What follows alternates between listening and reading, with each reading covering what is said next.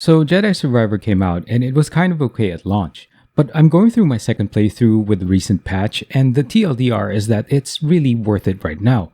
It's a proper sequel to Fallen Order. Typical of sequels like Mass Effect 2, Rise of the Tomb Raider, and Borderlands 2, Jedi Survivor is better, that is again, if we look at it right after the recent patch. So here's my take on the next chapter in the story of Cal Kestis by looking at its graphics, story, and gameplay. The game looks very good, and it's an improvement over the first. Fallen Order did have very good graphics, but Survivor kicks it up a notch slightly. While the environments feel more open and there's a lot more to see, it's really the expressions of the different characters that have improved a lot, and you have more NPCs, which adds immersion to the telling of Cal's story. If you can kick all your settings to epic, the cutscenes will look really impressive. It makes me wonder what Part 3 will look like if they develop it using Unreal Engine 5 or some newer engine. There are some pretty intense emotional scenes, especially as you get to the last sequences of the game, and you'll see some top-notch acting from Cameron Monaghan, who plays the main character of the game. There are a lot of good scenes in Jedi Survivor that are really impressive. Coruscant as an opener was really great, and you can tell that Respawn put in a lot of effort into detailing the environment. The planets and biomes that follow, like Kobo and others, offer enough variation so you don't get bored. Even if you focus on just one location like Kobo, there are different design styles as you go through its different areas. Each time you enter a new area, there's enough variation that will delight you if you're a fan of the Star Wars universe. The diversity of infrastructure and biology is really a treat for the eyes. With the exception of places like the Shattered Moon of Kobo, places still maintain that Star Wars design where the tech is, I would say, modern but still has that worn down look to it. Even most of Cal's outfits are the same. Most of the clothes he wears have a rugged feel to them, no matter which one you choose. Oh, and that's also one excellent aspect of the game. There's a lot of choices you can make in terms of customizing the look of your Jedi. The ability and blaster effects are great in Survivor, but like Fallen Order, they don't overpower what's on your screen. Even on a PS5, these effects are pretty good to look at. If anything can be sort of considered as too much, it will be those enemy units whose abilities include throwing multiple grenades. Now that's a lot of floor effects and explosions, and it can be somewhat disorienting. Other than that, everything is just right, where the main focus really remains on the standard melee and range movements. The only terrible thing is not being able to fully appreciate even modest levels of ray tracing. When you turn it on, it really causes some pretty intense frame dips even with AMD's upscaling. It also causes the game to crash every now and then. Now that was my experience, so I had to turn it off even after the patch. Well, sometimes I brave it, but for a better experience, I do suggest turning it off until Respawn announces improvements to it. Now, for the audio aspect, or at least the audio experience, it's really an experience in Jedi Survivor. The voice acting is great as before, but because of having less of that lonesome feel like in most Souls-like games, this game feels like going through older games such as Knights of the Old Republic. Now, as for the music, it really evokes certain feels. I can't play most of them to be safe, but what was good in Fallen Order has been maintained in Survivor. You feel like you're in the movies. So, check them out. I wish things were different, but you keep losing people. And you yourself said that the Empire's growing stronger every day. Now maybe it's time for you to be something more than a lightsaber. Think about yourself. Settle down. Find a home. What? Home, Grease. There is no home. Home was the Order. It was my teacher. It was everyone I lost. What does their sacrifice mean if I go and I just give up and stick my head in the sand?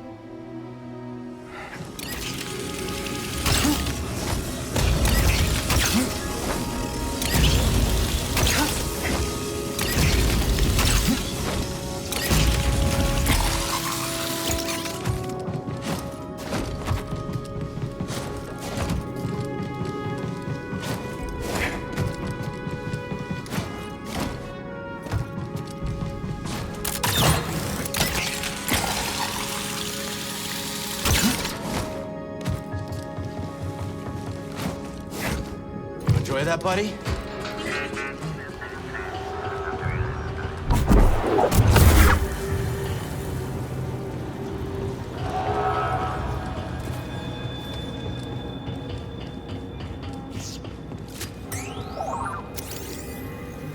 That way's blocked. Come on. We'll Come back later. I will bring the knife to your head.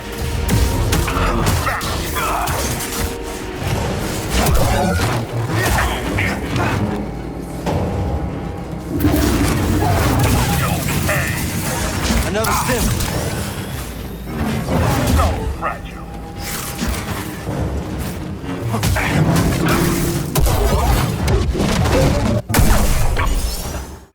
In terms of the story, this is the hardening of Cal Kestis, and this makes the sequel's name pretty much appropriate.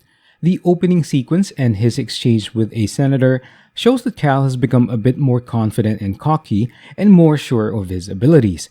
He's very straightforward when he has to kill someone.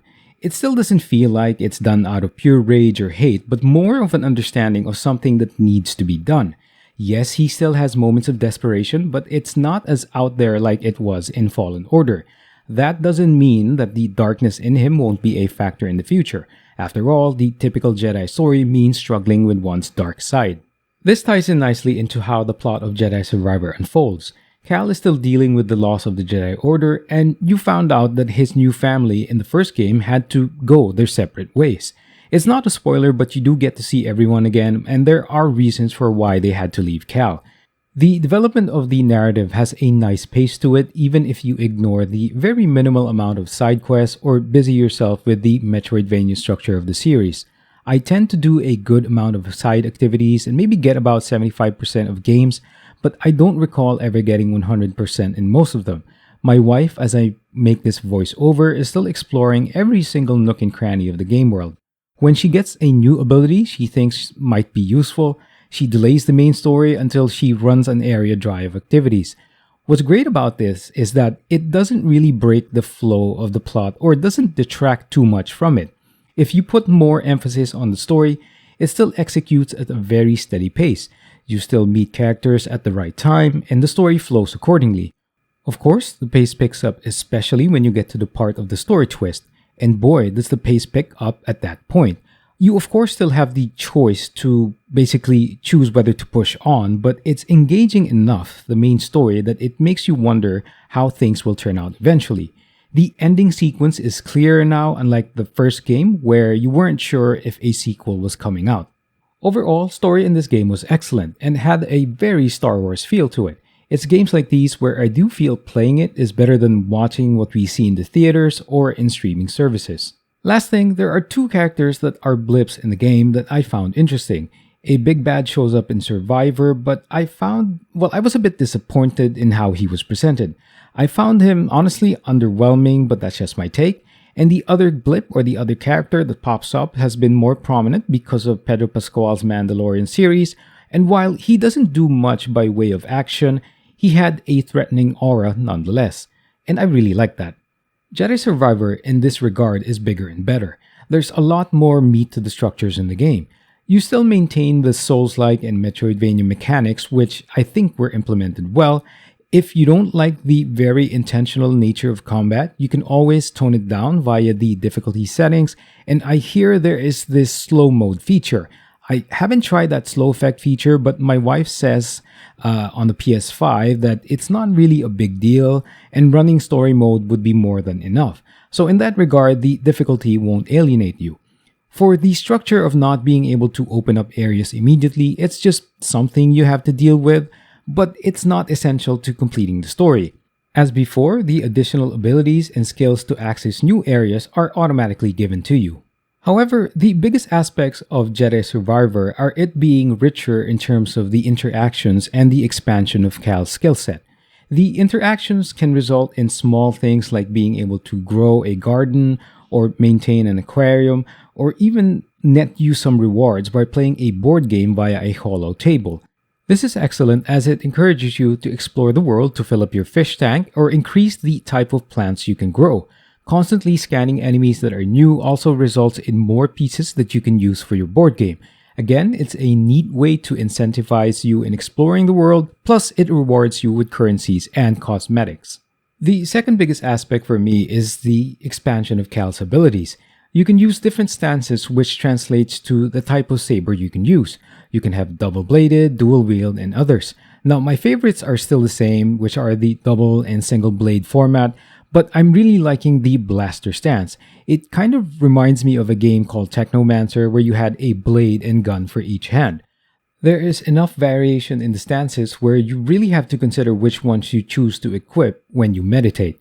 In addition, his ability trees have also expanded, and I like what I'm seeing so far. You have more options on how you go through the game world. There are also other aspects like being able to mount up in certain areas, but again, Jedi Survivor feels like a bigger game and has less of that oppressive or lonesome nature of Souls-like games. I do feel like the second game is more inviting and you'll have a better experience since it has been patched. To summarize, and as I mentioned in my ultra-wide gameplay video, it's a shame that Jedi Survivor launched the way it did. I think all platforms were affected in one way or the other, but the PC space had the worst of it. Respawn should have sorted out the quirks because this second game is really just better than the first, again outside of the graphical and performance issues. It's really better in every aspect. My hope is that Respawn learns from this and makes sure the third game is a banger. Well, you got Crave here. Thanks for watching.